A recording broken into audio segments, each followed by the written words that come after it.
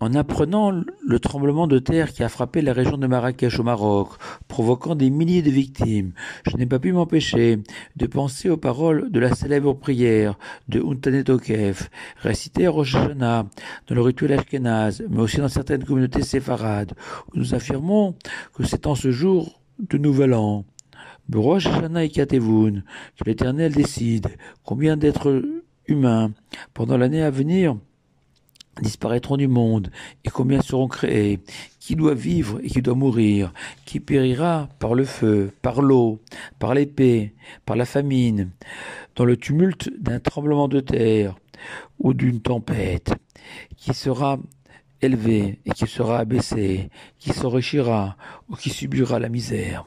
Cette prière repose sur l'enseignement de nos sages dans le Talmud, qu'en ce jour de Rosh Hashanah, le monde entier est jugé et passe en jugement devant le Tout-Puissant comme des troupeaux sous le regard du berger.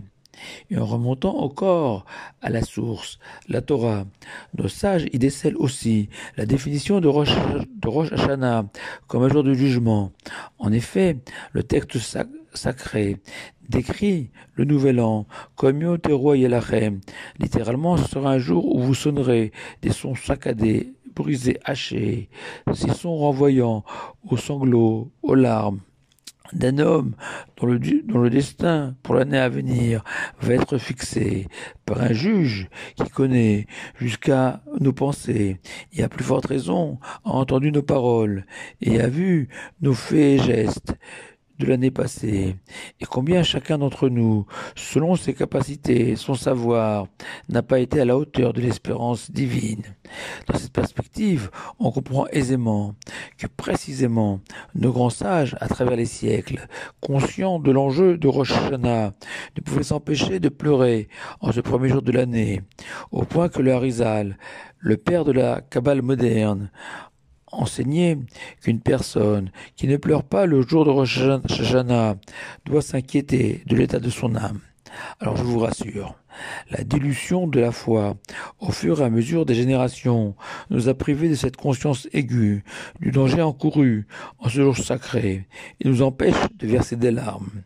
Mieux encore, cette absence de pleurs peut s'inscrire dans la vision de Rosh Hashanah de Rabbi Tzvi Pessah Frank, immense sage et grand rabbin de Jérusalem au début du XXe siècle. En effet, ce sage jérusalémite rappelle en préambule que la Torah exige que chaque terouah, cette sonnerie hachée renvoyant aux larmes, doit être systématiquement précédée et suivie d'une tekiya, une sonnerie d'un son long et continu. Cette tekiya, qui elle symbolise la joie, comme l'écrit la Torah dans le livre de Bamidbar, et lors de vos jours heureux, Utkatem, vous sonnerez de longs sons. Le texte sacré a ainsi voulu encadrer ces larmes, ces terouas entre deux cris de joie. Le Rav Tzvi Pessar Frank y voit l'attitude qu'un juif doit adopter à Rosh Hashanah. Au fond de lui-même, un juif doit être plein de regrets pour l'année passée, pour son incapacité à tirer le meilleur de lui-même, mais en même temps profondément confiant, voire presque heureux de cette formidable opportunité que nous offre Rosh Hashanah, cette possibilité proposée au Baal Teshuvah, l'homme qui se repent, de laisser derrière lui son passé, l'évacuer, lui et ses échecs, cet effacement de nos erreurs, cadeau divin, illustré par la première tekiya. Mais on doit aussi se réjouir de l'année à venir, qui sera forcément plus belle que l'année passée, car on saura apprendre de nos erreurs, afin de ne pas les reproduire. C'est le sens de la tekiya, de la sonnerie longue qui suit la terouah, le son saccadé. Vu sous cet angle, on peut apprécier le très bel enseignement du José de Lublin, que le mot terouah peut être compris comme un son amical, fraternel, terouah tirant sa racine de Rehout, l'amitié, ou comme dans le fameux commandement Ve'afta l'reacha kamocha, tu aimeras ton prochain comme toi-même.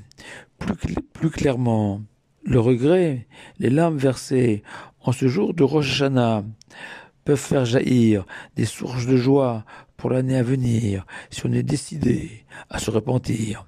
Et c'est ce que confirme le Imre Emet en citant les paroles du roi David dans son psaume 125, chanté tous les Shabbatot, qu'à la fin des temps, Azima les serok pinou. Littéralement, alors notre bouche s'emplira de rire et notre langue de chant. Et le Imre Emet fait remarquer que les initiales de ce verset, Serok Pinou Shonei Nourina, forment le mot chauffard, cette corne de bélier avec laquelle on sonnera à la fois la teroua, symbole de l'arme, mais aussi la tequilla, symbolisant la joie. Et le Talmud enseigne de manière surprenante que le fait de sonner le chauffard relève du domaine de la sagesse plutôt que de l'art musical. Pourquoi? Car selon nos paroles de Torah, la qualité du son du chauffard ne se mesure pas à son niveau acoustique, mais bien aux effets qu'il produit sur ceux qui l'écoutent. Et c'est là véritablement tout le défi de Rosh Hashanah, comme le font remarquer nos sages. Que dans la bénédiction qui précède le chauffard, nous ne disons pas que Dieu nous a ordonné de sonner du chauffard. Non, nous proclamons l'ishmoa kol chauffard, c'est-à-dire notre désir d'écouter, d'être attentif au sens et à la signification du chauffard. Alors en conclusion, vous me rétorquerez, et ces malheureuses victimes à Marrakech, en Libye, où toutes ces âmes fauchées brutalement par le terrorisme en Israël, n'ont-ils pas su écouter le chauffard? La réponse est non, car comme l'écrit le roi David dans son psaume 81, Tiku bachode shofar, bakeselium chageinu. Sonnez du chauffard au début du mois de Tishri, au moment où la lune est quasi absente, la nuit noire, car en ce jour de Rosh Hashanah, le jugement peut être, Dieu préserve, obscur et mystérieux, du moins à nos yeux, de simples humains. Et pendant tout Rosh Hashanah, nous prierons pour bénéficier d'un jugement clément que je souhaite à nous tous. Shana Tova, à vous tous, et Shabbat Shalom.